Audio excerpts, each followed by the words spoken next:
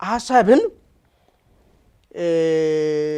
በሞራልም በይገንጻርም የኢትዮጵያ የሆነው ነገርን ኢፍታዊነት መጥቶን የሚከለክለን ቢመጣ ቁመን እናያለን ማለት አይደለም። ይሄ ነገር በደንብ ሊሰመርበት የሚገባው ነገር ብዙ ጊዜ የሻቢያ ደጋፊዎችና የሻቢያን ፖለቲካ በቅርበት የሚከታተሉ የሚደግፉ ኤጀንቶች ይሄን የፍርድ ቤትን ጉዳይ ትንሽ በርግግ ይላሉ። ወደ ፍርድ ቤት መውሰድ ይቻላል ሲባል ሆል እንዳለ ይሰማል። ኢንጂነር ይልቃልና አቶ ገዱ አንዳርጋቸው በቡጢ እንግዲህ መደባደባቸውን መረጃዎች ወጥቷል። ይልቃል ከማረግ ወደ ኋላ እንደማይል ከትላንትና ኤክስፒሪየንሱ እናውቃለን። ዛሬም እንግዲህ አቶ ገዱ ሽማግሌ ላይ ቦክስ ሰንዝረዋል ማለት ነው። ገዱ አንዳርጋቸው ከሀገር ከኮበለሉ በኋላ ኢቭን በፋኖ ደጋፊዎች ረገድ የተለያየ አመለካከት ነበር። አንዳንዶቹ በቃ ብአዴን ጠርቶ ስለማይጠራ ብአዴንን ወደ ፋኖ ማስጠጋት የለብም የሚል ካምፕ ነበር። ሌላው ካምፕ ደግሞ ማንኛውም ጠላት በማንኛውም ቅጽበት ውሳኔውን ቀይሮ ወደ ትግል ከተቀላቀለ መቀበል አለበት። ዊዝደም ነው፣ የትግል ዊዝደም። አሁን ጀነራል ታደሰ ደግሞ ይዞ የመጡት ሄዶ እንዲፈጽሙ የተባሉት ነገር እነ ዶክተር ደብረጽዮን በፍጹም የማይፈልጉትና ከጉሮሯቸው ሊወርድላቸው የማይችል ነገር ነው። የጀነራል ታደሰና ዶክተር ደብረጽዮን መካከል የሚፈጠረው ነገር ምን አይነት ግንኙነት ይሆናል? እውነት ጀነራል ታደሰ ከፌደራል መንግስቱ የተቀበሉትን ነገር ያስፈጽማሉ?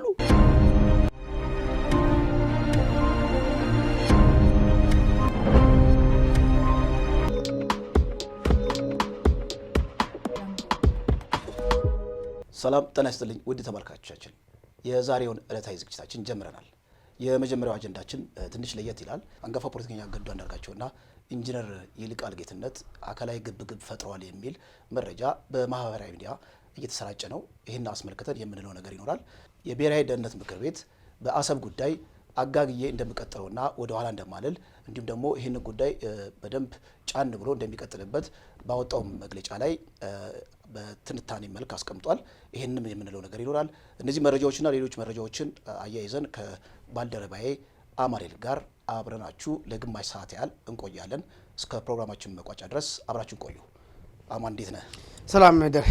የመጀመሪያው መረጃ ትንሽ እኔ መጀመሪያ መረጃውን ሳየው ፈገግ ብያለሁ።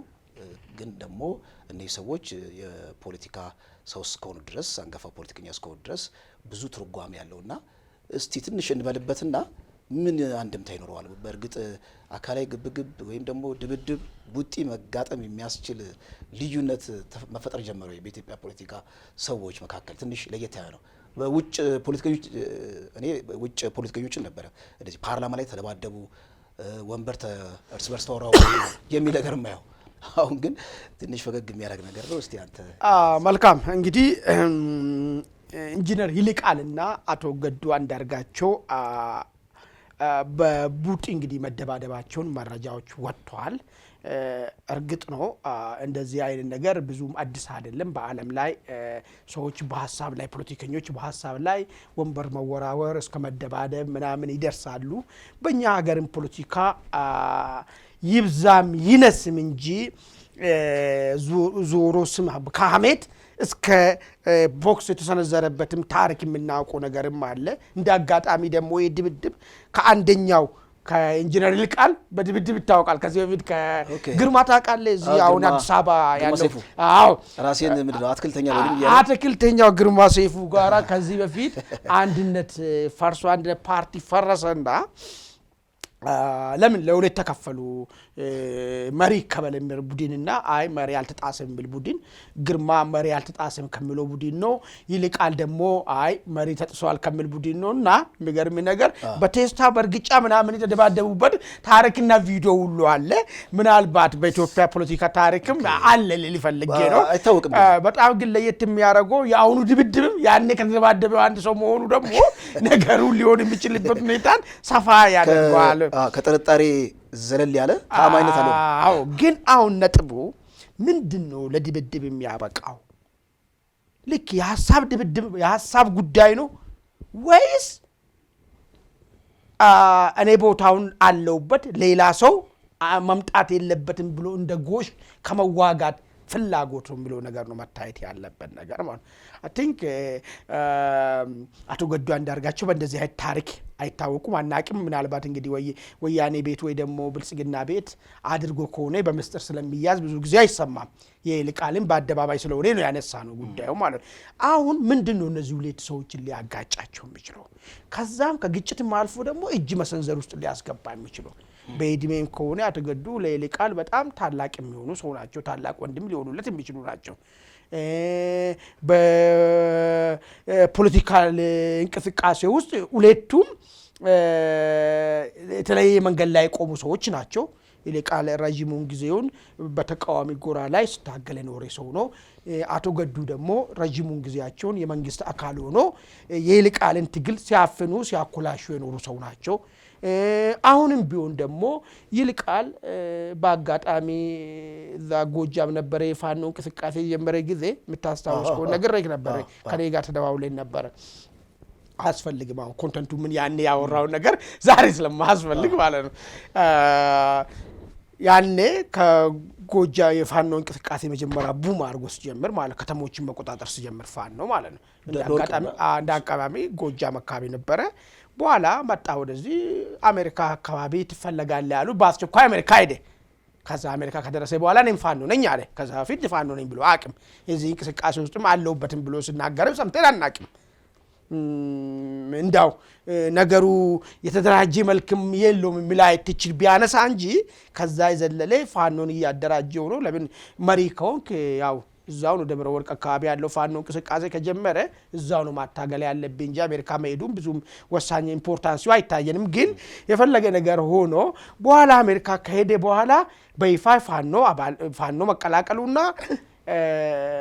ማንንም ፋኖች ምራን ባይሉትም መሪ ነኝም ባይልም ፋኖን በተመለከተ በየሚዲያው እየወጣ የተለያየ ሐሳብ ሰጥ እንሰማለን አቶ ገዱን ደግሞ በኋላ መጡና ነገሩ ከሞቀ በኋላ ውጪ ከወጡ በኋላ በሰጡ መግለጫ ለሽግግር ምናምን የሚላመጡ ፋኖ ነኝ አሉ የአሜሪካው ፋኖ ነኝ እኔ ደግሞ አሉ እንግዲህ አሁን ሊያጋጫቸው የሚችል ነገር ምንድነው ብለን ብንፈልግ ምናልባት ሊጠረጠር የሚችለው ሰፊው ነገር እነዚህ ሁለቱ ሰዎች በታሪክ በጓደኝነት በምን የሚታወቁ ሰዎች አይደሉም ሁለቱ የተለያየ መንገድ ላይ ቆሙ ሰዎች ናቸው አቶ ይልቃል ታጋይ ሰላማዊ ትግል ውስጥ አቶ ገዱ ደግሞ የመንግስት አካል ሆኖ ትግልን የሚያከሏሹ ሰው የነበሩ ሰው ናቸው ማለት ነው ስለዚህ አሁን እዛ ሄዶ ፋኖ ውስጥ ከገቡ በኋላ ይሄ ቁርሾአቸው ነው ወይ የተነሳ ትላንትና እንዲያርጎን ነበር እርሱ አይታመኑም ነገ ምን ሊያረጉ እንደሚችሉ አናቅም በማለት ይልቃል ተጨቃጭቆ ሊሆን ይችላል አንድ ብለህ ትወስዳለህ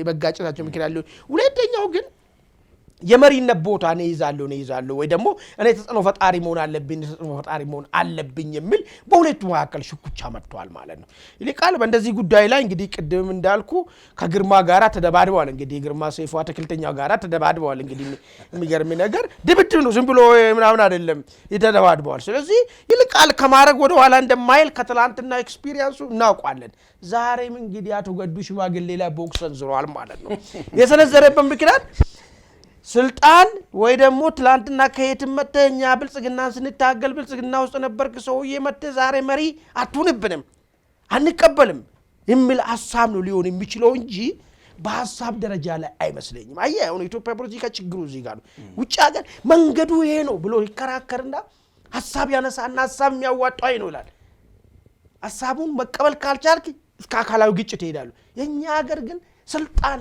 ጥቅም ነው የሚያደባድባቸው የሚገርም ነገር ማለት እኔ ነኝ ፊት ለፊት መሆን ያለበት እኔ ነኝ መሪ መሆን ያለበት አንተ ትላንትና መጥተህ ከየትም መጣ ትግል ውስጥ ያልነበርኩ ሰው በምን ነገር ነው እንግዲህ መሆን ያለ የሚችለው ነገር ማለት ይሄ ከዚህ ሁለቱ ነገር ሊያፈነግጥ አይችልም ለምን ጓደኛም አይደሉም በእድሜም አይቀራረቡ ከዚህ ውጪ ሊጋጩበት የሚችለው ነገር የለም ማለት ነው ምናልባት ሐሳብን ጨምርና አብዴት ደግሞ አሁን የወጣው ነገር እንጨምርበታለን ውድ አድማጭ ተመልካቾቻችን እናንተ ምስቲ በአቶ ገዱና በኢንጂነር ይልቃል መካከል ቡጢ ያሰናዘራቸው ጉዳዩ አስመልክቶ ምንድነው ያላችሁ ሐሳብን ጣል ያረጋችሁ ቀጥል እንግዲህ አቶ ገዱ አንዳርጋቸው ያው ለውጡ ላይ ምልክት ከሚባሉት ግለሰቦች መካከል ናቸው ልክ እንደ ኦቦ ለማ መገርሳ ማለት ነው እና ገዱ አንዳርጋቸው ከሀገር ከኮበለሉ በኋላ ኢቭን በፋኖ ደጋፊዎች ረገድ የተለያየ አመለካከት ነበር አንዳንዶቹ በቃ ባህዲን ጠርቶ ስለማይጠራ ብአዴንን ወደ ፋኖ ማስጠጋት የለብህም የሚል ካምፕ ነበረ። ሌላው ካምፕ ደግሞ ማንኛውም ጠላት በማንኛውም ቅጽበት ውሳኔውን ቀይሮ ወደ ትግል ከተቀላቀለ መቀበል አለብህ። ዊዝደም ነው፣ የትግል ዊዝደም ነው።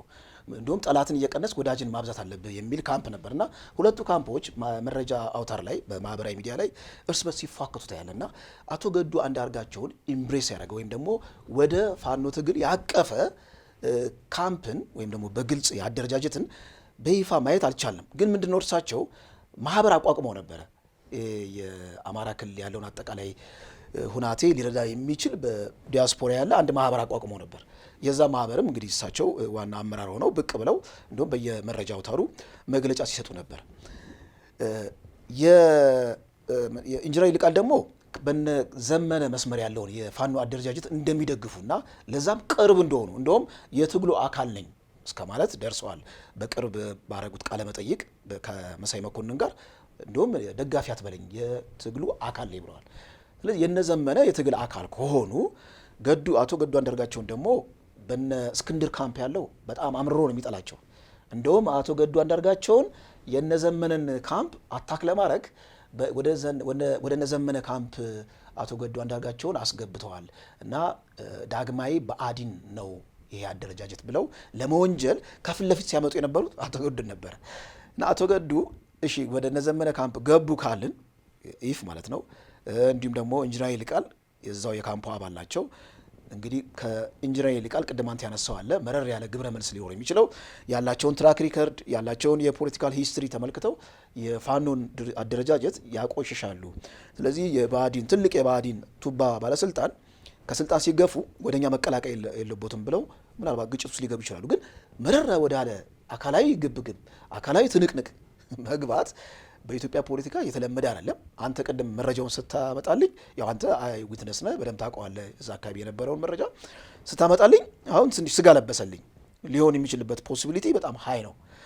ደግሞ መረጃው ዝም ብሎ አይወጣም። የተፈተለ ዝም ብሎ መረጃ ሊወጣ አይችልም። አክቹአሊ አንዳንድ ያው ፎልስ ኒውሶች ሰርኩሌት ሊያደርጉ ይችላሉ ለሆነ ፖለቲካ ዓላማ። ግን በአብዛኛው ጊዜ ይሄ መረጃ ተአማኝነት አለው፣ ተአማኝነቱ የቀረበ ነው ከሚባሉ ከመረጃ አውታሮች ነው የሰማ ነው። አሁን ግን ሌት ግን የወጣ መረጃ አለ። እስቲ እሱን አስመልክቶ አመሰግናለሁ ደሬ። እንግዲህ ይህ በእንዲህ እንዳለ ጋዜጠኛ ፋሲሌን ያላም የለም ይሄ ወሬ የተፈጠረ ወሬ ነው፣ ይልቃልና ገዱም አልተገናኙም የሚል ነገር ይዞ መጣ። በፍጹም አይደለም፣ መደባደብ አልተያዩም፣ ጭራሽም ተገናኝቶም አቁም የሚል ነገርና የተባለው ነገር ሐሰት ነው፣ ሐሰተኛ መረጃ ነው የሚል ዘገባ ሰራ። ወዲያውኑ ይሄ ዘገባ ባለቤት የሆነው ዛበሻ ደግሞ ይሄ የተባለበትን ምክንያት ሁለቱ መካከል ድብድብና እንደዚህ አይነት ነገር መፈጠሩ በሚዲያ ላይ መገለጹ ትግሉን ይጎዳል፣ ገበናችን አደባባይ ወጣ። ስለዚህ በሽምግልና ሲልቨር ስፕሪንግ ላይ በሽምግልና ጉዳዩን ሁለቱ መካከል ያለ ጉዳይ እንዲፈታ ሁለቱም ወደ ሚዲያ ወጥቶ በፍጹም እኛ ተያይተንም አናቅም አይደለም ለመደባደብ በሚል ነገር እንዲያስተባብሉ ለዚህም ሚዲያዎች መመረጣቸውን ሰምቻለሁ የሚል ሐሳብ አመጣ ማለት ነው። ዛበሻ ማለት ነው። አሁንም ነገሩኝ መደባደባቸው ተደባድበዋል፣ ነገር ግን ወደ ማስተባበልም እንድመጣ ተወስኗል በሽምግልና ምክንያቱ ትግሉን ይጎዳዋል። እንግዲህ ባይዞ ያንተ ቅድም እንደገለጽኮ ይልቃል እዚህ ጎጃም አካባቢ ያለው የቅርቤ ነው አለውበት የሚል አቋም ይዟል። አቶ ገዱ ደግሞ እዚህ ወሎ አካባቢ ያለውን ነገር የቅርባቸው እንደሆነ ነው የሚናገሩ የሚሉ ወገኖችም አሉ። በሁለቱ መካከል የሚፈጠረው ንትርክ ወዴት ይሄዳል ተብሎ ነው የምታሰበው መሰለኝ፣ ጎጃሙ ፋኖና የወሎ ፋኖ መካከል ማለት ነው። ስለዚህ ቶሎ ተረባርበን የሚቻለው ሁሉ አድርገን ይህንን ግጭት እንዳልተፈጠረ ሁለቱም ሚዲያ ላይ ወጥቶ እንዲያብራሩ ተወስኗል የሚል ነው ዛበሻ ያመጣው ነገር ማለት። እንግዲህ እውነት ከሆነ እንደውም ከሀገር እስከ ማባረር ድረስ የሚያደርስ አይ እሱ እንኳን ሁለቱንም ምን ፈረንጆቹ አይደል እንደዛ ወሰዷቸው። እንደዛ እኮ ምሰራው እኮ ምንትን ሲሆን እኮ ነው ሲያይ ነው ከጀርባ ያው እጅ ስራ ስለሆነ እንደዛ ምሰራው በህግ አንጻር ስታይ ሁለቱም ገና እንትን ነዋሪነት መታወቂያ እንትን ያላቸው ሰዎች አይመስሉም። ስለዚህ ኦን ፕሮሰስ ስለሆኑ ሌላ ሰው ቢሆን ጆሮ ተይዘት ይባራል። ግን ሁለቱም አሜሪካኖች ወስዳ እዛ አስቀመጠቻቸው ማለት ነው። እንደዛ አይነት እርምጃ እንኳን ትወስዳለች ተብሎ አይጠበቅም። ይሄ ነው ያለው መረጃ። እሺ ቀጣይ ያው መረጃችን የብሔራዊ ምክር ቤት ያወጣው መረጃ ነው። ትንሽ እዛ ላይ ከተዘረዘሩት ሀሳቦች ትኩረት የሚስበው ከባህር በር ጋር በተያያዘ ነው። የባህር በር ጉዳይ ቀዝቀዝ ብሎ ነበር አጀንዳው። አይ አልተውኩትም ዋና አጀንዳዬ ነው ብሎ ብልጽግና በብሔራዊ ምክር ቤት አማካኝነት አውጥቷል። ይሄ እንግዲህ ምናልባት የአንድ ሰሞን ሞቆታ መንግስት ለሆነ አጀንዳ ለማስቀየር እንዲሁም ደግሞ ለጊዜያዊ የፖለቲካ ትርፍ ከዛ አንጻር ነው እንጂ የባህር በር ጉዳይ ፍሬ የሚያፈራ አይደለም፣ ብዙ ርቀት ይሄዳል አይደለም ብለው ተቺዎች እንደሰነዘሩት አይደለም ማለት ነው።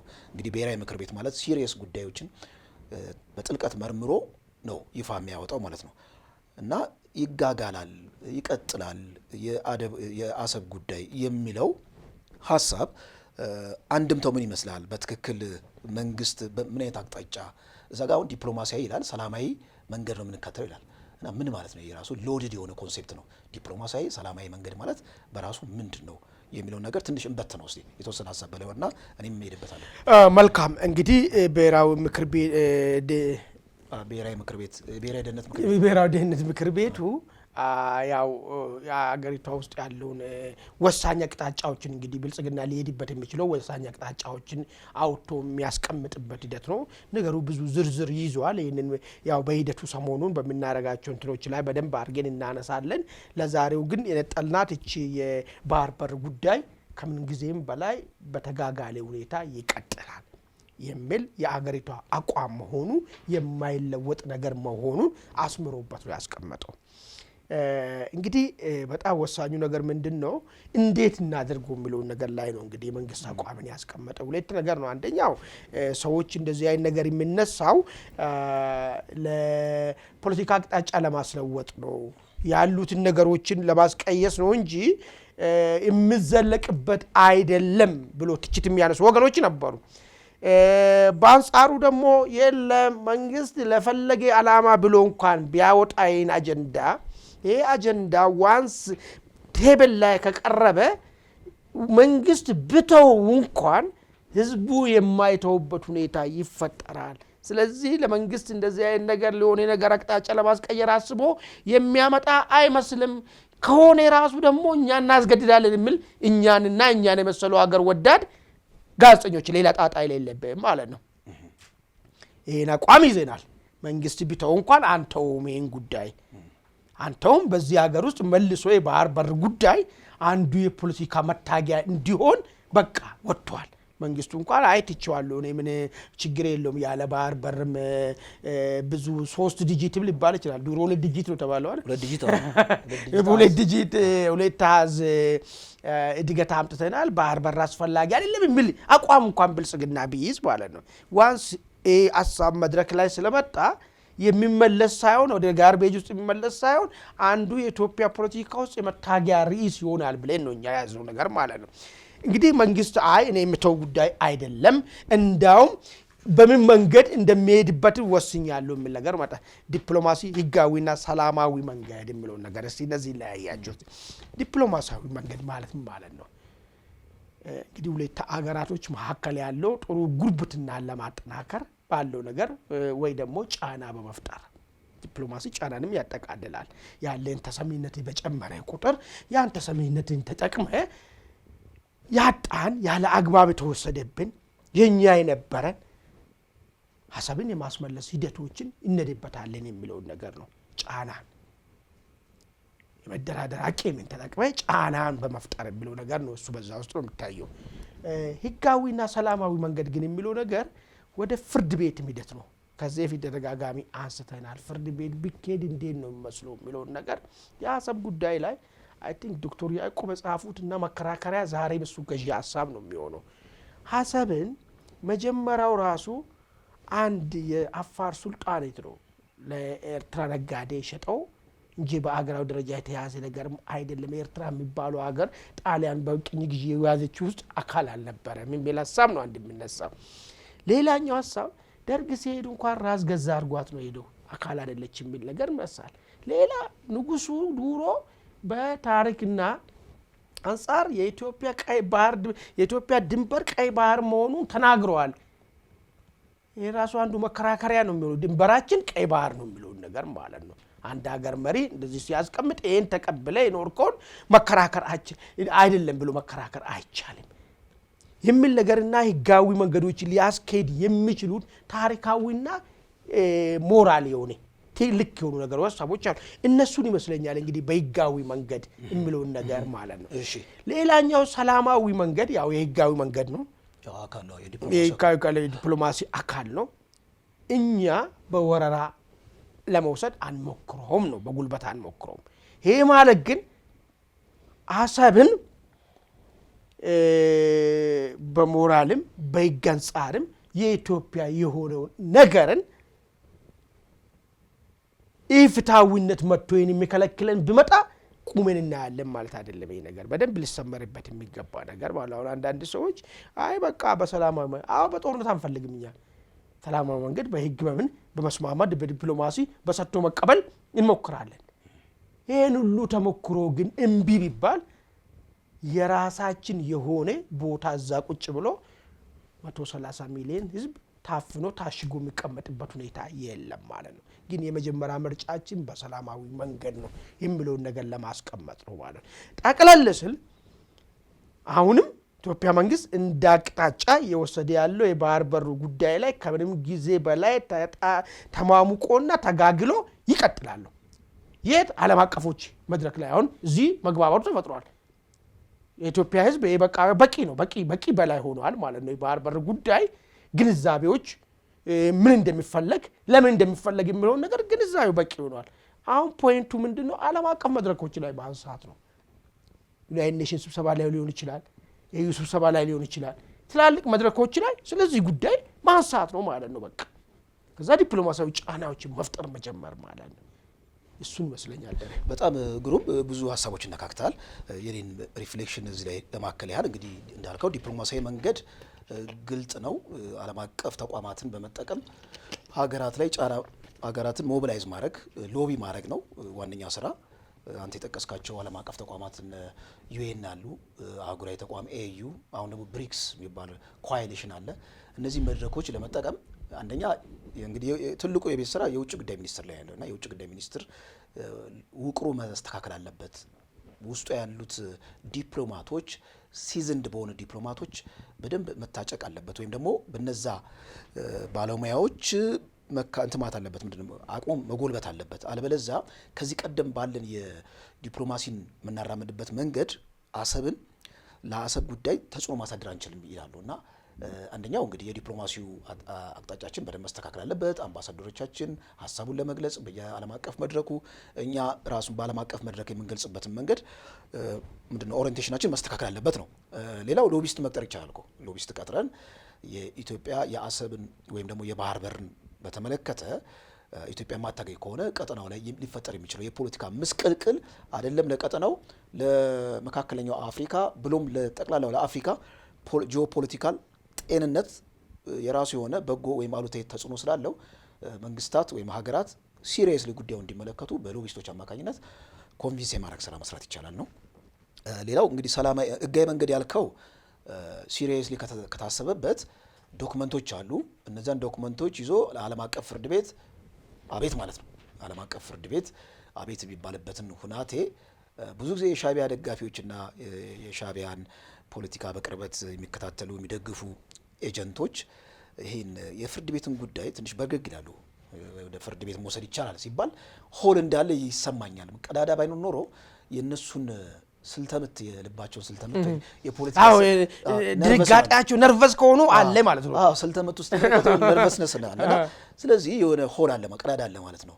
የህጋዊ ጉዳይ ኢትዮጵያ ጉዳዩን አጀንዳውን ይዛ ወደ ዓለም አቀፍ ፍርድ ቤት ወደ ዓለም አቀፍ ተቋም ቅርጹን በያዘ መልኩ ብትሄድ የሆነ ነጥብ ስኮር እንደምታረግ ራስ አንተ ትገምታለህ። ምክንያቱም በዛኛው ካምፕ ያለውን መተራመስ ስትመለከት እና መንግስት ያንን ሆል ተመልክቶት ከሆነ በግድ ሲሪየስሊ ካየው ቢገፋበት የሆነ ነጥብ ስኮር ማድረጉ አይቀርም ነው። ሌላው እንግዲህ ሰላማዊ መንገድ ተብሏል። የዲፕሎማሲው አንድ አካል ነው። ነገር ግን ኢትዮጵያ ቀጠናው ላይ የባህር በር እስካላገኘች ድረስ በሰላም መንገድ ማለት በጦርነት አይደል፣ በጦርነት ከሆነ ሌላ ክራይሲስ ነው የሚፈጠረውና ሰላማዊ በሆነ መልኩ ካልተገኘ እነዚህን ሀገራት ራሱ በሁለት እግራቸው ቆመው ሀገር እንዲሆኑ ሀገር የመሆናቸው ራሱ ህልም ሊጨናገፍ ይችላል። ምክንያቱም ኢትዮጵያ ትርምስ ገባች፣ ኢትዮጵያ ወደቀች ማለት አጠገቡ ያለችው ጅቡቲ አደጋ ውስጥ ትገባለች፣ ኤርትራ፣ እንዲሁም ደግሞ ደቡብ ሱዳን፣ ሶማሌ እያለን በሙሉ ሀብ ነች ኢትዮጵያ፣ የቀጠናው ሀብ ነች ወይም ሴንተር ነች እና ከዛ አንጻር ሰላማዊ መንገዶችን አሟጦ መጠቀም በጣም አስፈላጊ ነው። እውነት ለመናገር ለህዝብ ግንኙነት ፍጆታ፣ ለሚዲያ ፍጆታ ሳይሆን ሲሪየስሊ ጉዳዩ ታስቦበት ወደፊት እንዲኬድ የኛ የሚዲያዎች መንግስት ሊተው ይችላል። ቀደም ብለሃል አንተም መንግስት በፈለገው አቅጣጫ ሊተው ይችላል። ያን አጀንዳ ግን ከአፈር ላይ አንስቶ የሞቱት ስራ የአክቲቪዝም ስራ መስራት ያለበት ሚዲያና የፖለቲካ ሰዎች ወይም ኢንተሌክቹዋሎች መሆን አለባቸው የሚል ነገር ነው። አድማጭ ተመልካቾቻችን ይህ ዝግጅታችን በስፋት እንዲዳረስ ላይክና ሰብስክራይብ ማድረጋችሁን እንዳትዘነጉ። ወደ ቀጣዩ ወደ መውጫችን መረጃ ላምራ። ሶስተኛው መረጃም ትንሽ ትኩረት ይስባል። ልክ እንደ መጀመሪያው ምንድነው መሰለህ የኢትዮጵያ ፕሬስ ድርጅት እንግዲህ በተለያዩ ቋንቋዎች ነው መረጃ የሚያስተላልፈው እና የትግርኛው ቅርንጫፍ አንድ መረጃን አስተላለፈ። ያ መረጃ ምንድነው? ከሁመራ ጎንደር የሚሰራን መንገድ አስመልክቶ በአማራ ክልል ውስጥ እንዳለ ሁመራን ዘገበ ነው የሚለው እና ወዲያው ሪያክት ያደረገው የትግራይ ጊዜያዊ አስተዳደር ኮሚኒኬሽን ኦፊስ ነው፣ ኮሚኒኬሽን ቢሮ ነው። ትንሽ መረጃው ትርምስ ፈጥሯል በህወሓት ካምፕ። ምክንያቱም ሁመራ ወልቃይት የተባለውን ነገር አሁንም አልተውትም፣ ሊተውትም አይችሉም። መንግስትም እንግዲህ እነሱ የሚሉት ምንድን ነው? የኢትዮጵያ ፕሬስ ድርጅት ማለት ብልጽግና ከላይ የሚዘውረው ነው እና የብልጽግና ይሁንታ ብልጽግና የሚያስበውን ሀሳብ ነው እዚህ ተቋም ላይ የምናየው። እንደው ዝም ብሎ የቃላት ወለምታ ወይም ደግሞ የአፍ ወለምታ ወይም ደግሞ የእጅ ወለምታ አይደለም። ሲሪየስሊ ታስቦ የተቀመረ ሴራ ነው ብለው ሲያስቀምጡት አይቻለሁ። በጣም እንደውም ከዚህ ጋር አያይዘን የጊዜያዊ አስተዳደሩንም ጉዳይ እንመለከተዋለን። ለምን ይመስላል እንደዚህ ትርምስና ነርቨስነስ የተፈጠረው? የኔንም ሪፍሌክሽን ካንተ በኋላ ጥሩ። እንግዲህ ምንድን ነው መሰለ አሁን ያለው ነገር ከጊዜ ወደ ጊዜ ይሄ እዚህ ትግራይ አካባቢ ያበጠው ነገር የሟሸሽ ያለ ነገር ይመስለኛል። አሁን ጉዳዩ ከጎንደር ሁመራ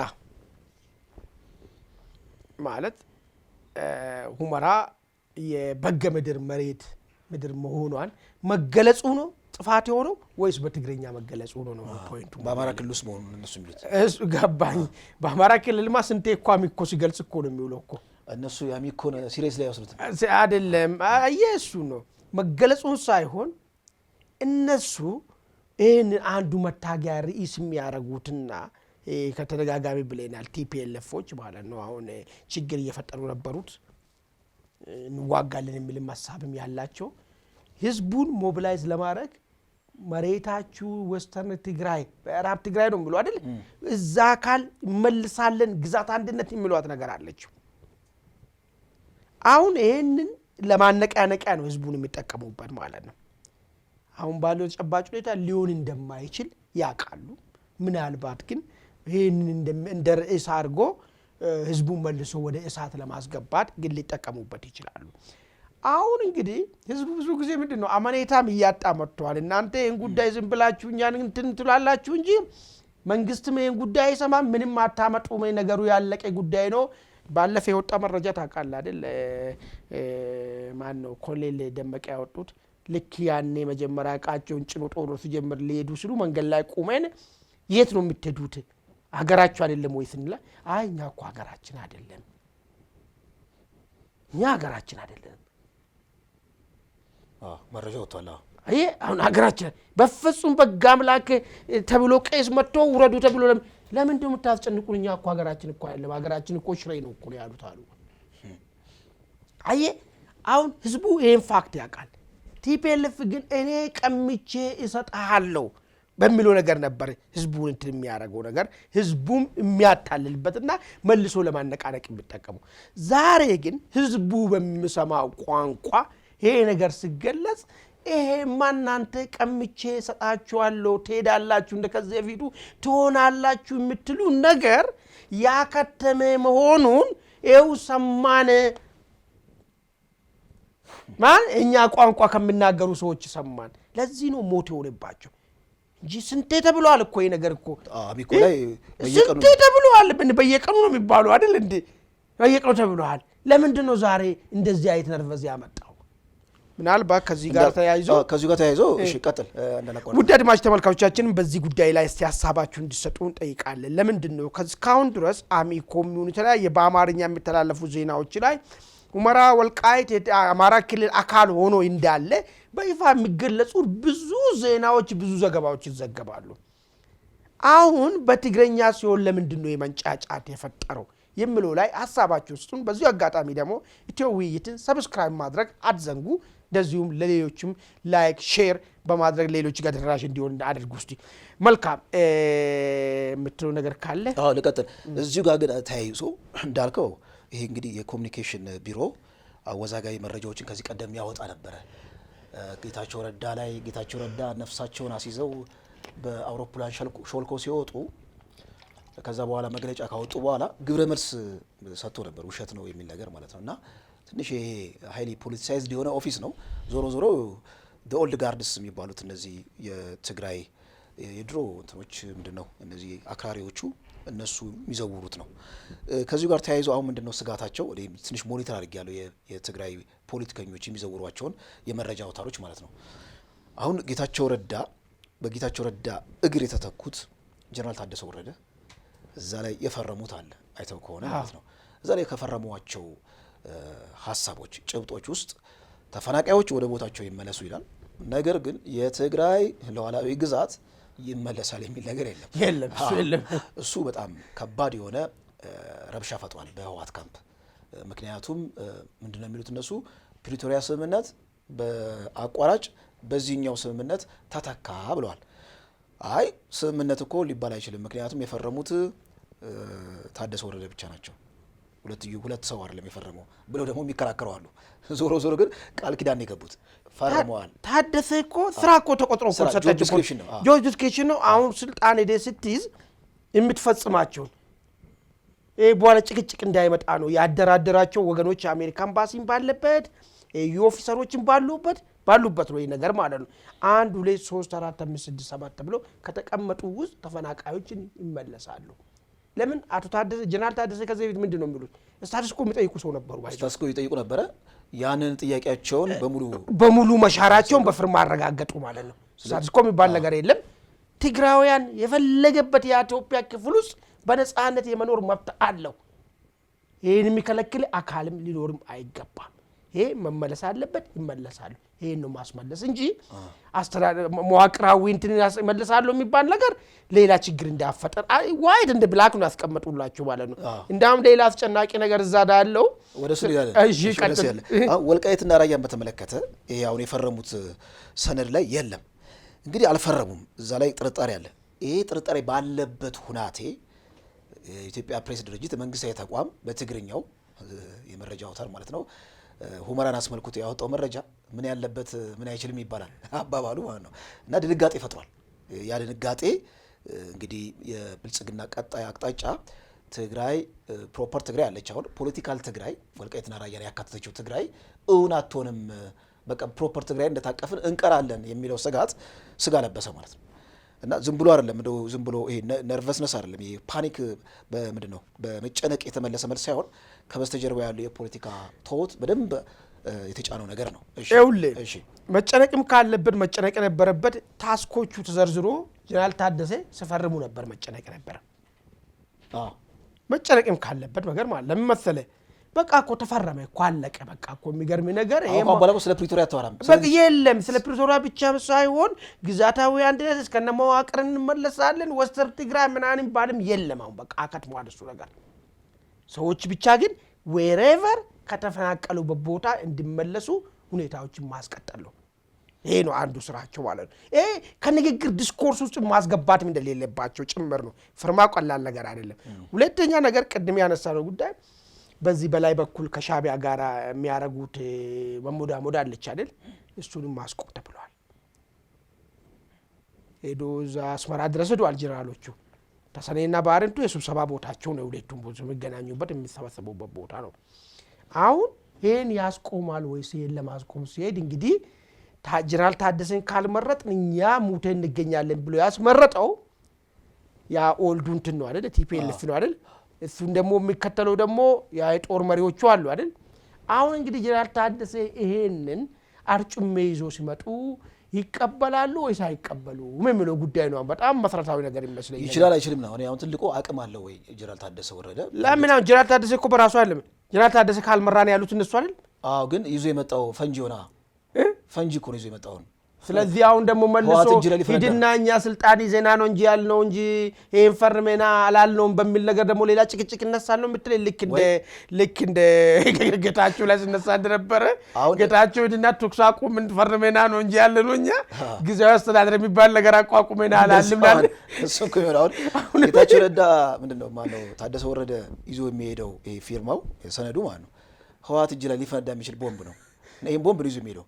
ስለዚህ ሊያደርጉት የሚችሉት ምንድነው? ፓፔት ነው የሚያደርጉት ማለት የሆነ ምንም ስራ የማይችል እንዳይሰራ አድርገው ነን ፈንክሽናል አድርገው ልክ እንዳሻንጉሊት አስቀምጠው በጀትን በተመለከተ እየተቀበሉ ፕሮብሌም ይፈልጋል።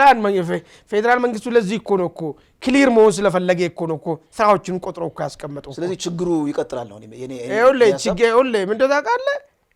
ልክ በጀቱን የምትቀበለው እነዚህን እንቅስቃሴ ሲገባ እኮ ነው እኮ ወይ ደግሞ በጀቱን ተቀብለ እነዚህ የተባልከውን እንቅስቃሴ ማትንቀሳቀስ ከሆነ አይቀጥልም ማለት እኮ ነው በጀቱ እኮ አሁን ከጌታቸው ረዳ እኮ ሊብስባቸው እኮ ነው። አሁን የጌታቸው ረዳ ጊዜ የነበረው አንጻራዊ ነጻነት ኦቶኖሚ ፕሮብሌሙ ምንድነው? ጄኔራል ታደሰ ስራውን እኔ እንደ ሁኔታው አይቼ በመፈጥረው ካቢኔ ጋር ተነጋግሬ ይሰራሉ የሚለውን ነገር ነበር ሀሳብ ማምጣት የነበረበት መጀመሪያ ተቀባይነት ካገኘ ዝርዝር ስራ ተቀበል ሲባል አለመቀበል ነበረበት ይመስለኛል መጀመሪያ ዝርዝር ስራው። እሺ ያ ፕሪቪሌጅ አለ ወይ ነው እንደው አንዳንዶች ሽግግሩ ለምሳሌ የአማራ ክልል ያለው ከዶክተር ይልቃል ወደ አምጣልኝ የክልሉ ፕሬዚዳንት አቶ አረጋ ከበደ ያሁንም የህወሓት ሽግግር ከጌታቸው ረዳ ወደ ጄኔራል ታደሰ ወረደ ልክ ወደ አረጋ ከበደ አይነት ሽግግር ሊሆን ይችላል ብለው የሚሰጉ አሉ። የራሳቸው የህወሓት ደጋፊዎች ሚዲያ ሞኒተር ሳረግ ነው ማለት ሲሪየስሊ የፈረመበት ሁናቴ ፖለቲካሊ ቲፒኤልኤፍ ቪክቶሪየስ የሚያደርግ ሳይሆን እንደውም ፌዴራል መንግስቱን አሸናፊ የሚያደርግና ዞሮ ዞሮ ታደሰ ወረደ በትክክል የፈረመባቸውን እነዛን ፍሬ ሀሳቦች መሬት አወርዶ መተግበር ከቻለ ሴንትራል ገቨርንመንቱ አሸናፊ ይሆናል። ነገር ግን ቲፒኤልኤፎች ይህን ነገር እንዲፈጸም እንዲሆን ሊያደርጉ አይችሉም። ሌላ የፖለቲካ መስቀልቅል በቅርቡ እናያለን የሚል ነገር አለ። መልካም ሲል አድማጭ ተመልካቾቻችን እድል እንስጣቸው። እንግዲህ እነ ዶክተር ደብረጽዮን ቡድን ነው ጄኔራል ታደሰ ካልመራን የሚል ሀሳብ ይዞ እኛ በመረጥነው ሰው ብቻ ነው መመራት አለብን በሚል ነገር ጄኔራል ታደሰ ወደ ስልጣን እንዲመጡ ያደረጉት። አሁን ጄኔራል ታደሰ ደግሞ ይዞ የመጡት ሄዶ እንዲፈጽሙ የተባሉት ነገር እነ ዶክተር ደብረጽዮን በፍጹም የማይፈልጉትና ከጉሮሯቸው ሊወርድላቸው የማይችል ነገር ነው። የጄኔራል ታደሰና ዶክተር ደብረጽዮን መካከል የሚፈጠረው ነገር ምን አይነት ግንኙነት ይሆናል? እውነት ጄኔራል ታደሰ ከፌዴራል መንግስቱ የተቀበሉትን ነገር ያስፈጽማሉ ወይስ እንዲሁ በወረቀቱን ብቻ ይዞ ሄዶ መቀሌ ቤተ መንግስት ያስቀምጣሉ? በዚህ ላይ እስቲ ሐሳባችሁን ስጡ። እናንተ በዚህ አጋጣሚ ሰብስክራይብ ማድረግ እንዳዘንጉ። ካለን ሰዓት አንጻር የዛሬውን ፕሮግራም በዚህ እንቋጭ። አድማጭ ተመልካቾቻችን የዛሬውን ፕሮግራም በዚህ ቋጭተናል። በሚቀጥለው እስከምንገናኝ ቸር ቆዩን።